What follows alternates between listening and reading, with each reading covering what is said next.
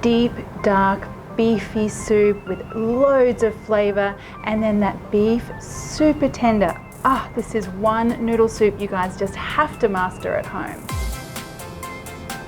Okay, so normally making this Taiwanese beef broth would take like 3 hours, but we're gonna do it in less than an hour with a little cheat by using the pressure cooker. First off, I wanna start off with all the flavor, and we need loads of aromatics for this one. I want some spring onion, slice those, and some ginger, just slices of this. This is going to infuse our broth. And then I've got some chilies as well. So this isn't supposed to be really spicy, this soup.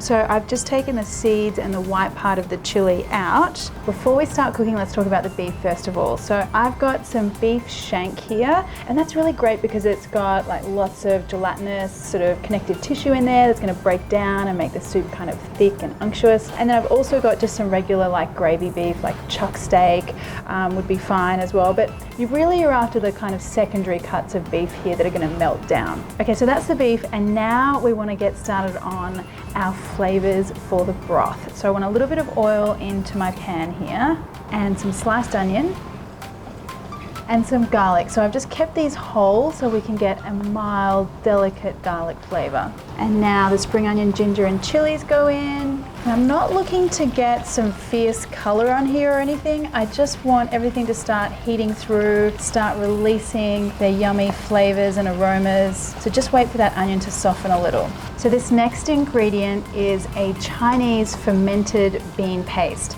This is what it looks like. It's called doubanjiang. Doubanjiang. Okay, my pronunciation is terrible, but we'll write it down so you can see what it's called. So this you'll need to find in an Asian grocer, and it's basically like fermented broad beans with some chili as well. It adds a lot of umami flavor and some saltiness and a little bit of heat. If you can't find this, you should just try and find it. Okay, I'm gonna add that in. I have made this soup without this before, and it is still really beautiful, so you can leave it out. Okay, mix that through. Oh, this is smelling so amazing already. And now I'm gonna go in with some tomatoes and a couple of star anise and some brown sugar as well. So this recipe is so genius because there's so much umami flavoring going in here. I mean, these tomatoes, for example, they have natural glutamates, and that is a natural flavor enhancer. So there you go, getting a bit food nerdy on you there. And now time to add some dark soy sauce. This is gonna give us a really beautiful deep color, and then some regular soy sauce. And then I also want some Chinese cooking wine as well. If you wanted to leave this alcohol free, you totally can. It does add a really beautiful flavor to this, but just leave it out if you would like to. So now I'm gonna add in my beef. Just mix that through. Look at all those glorious colors already. Oh. Okay, so you can play this a couple of different ways. First up, you could just add your beef stock and some extra water to this pan, and then really gently simmer that soup for around about 3 hours, or until the beef is really tender.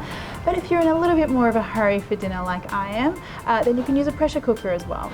So I'm gonna use the pressure cooker and just transfer all of this into the bowl. Okay, now just pour all of that beautiful flavor in there, and then add in some beef stock. And then I like to top it off with a little bit of water as well. Okay, just mix that through. And lid on. And then set this to pressure cook for 40 minutes. Okay, let's have a look now and see what we've got in here. Ooh, look at that steam. Smells amazing. Now before I disturb anything, I want to take off a little bit of the oil and the fat that's on the top. Do want to leave a little bit because that's some good flavor there, but not too much. Okay, now I want to take out some of those aromatics that aren't really good to chew on. And then let's take a look at how tender this beef is. So you should only need a fork and a spoon here. Ah, look at that, so soft and tender. Okay, so let's check out how our soup has gone.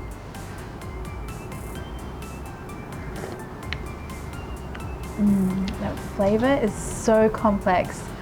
So a little hint of ginger, I can taste the star anise. Oh, and just the tiniest little hint of spice there. So good. I might just add a little bit of salt just to liven things up even more. Okay, now we're in the kind of spectacular area. So good. Okay, now all that's left is to get some noodles cooked and everything into a bowl. So I'm just using these nice egg noodles here. I like to unbundle them, get them a bit loose before I put them into the water. Now these fresh egg noodles don't take long at all. Okay, these are ready. Straight into my bowl. And then I've got some green bok choy here that I've just steamed. Any kind of green vegetable is great though. And then you want to make sure you get a couple of good chunks of that beef. And now for the soup. And just a final little bit of flavor and greenery, some coriander and some spring onion. And there you go, guys. This is one amazing, amazing complex noodle soup. I love it so much.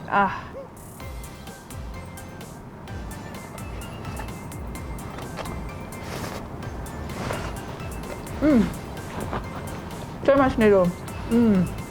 That beef is so tender. Yum. I just need me, this bowl, the couch, and I am set for the evening.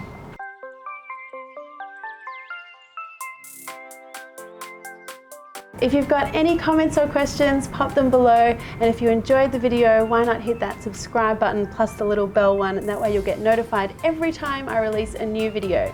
Thanks, guys.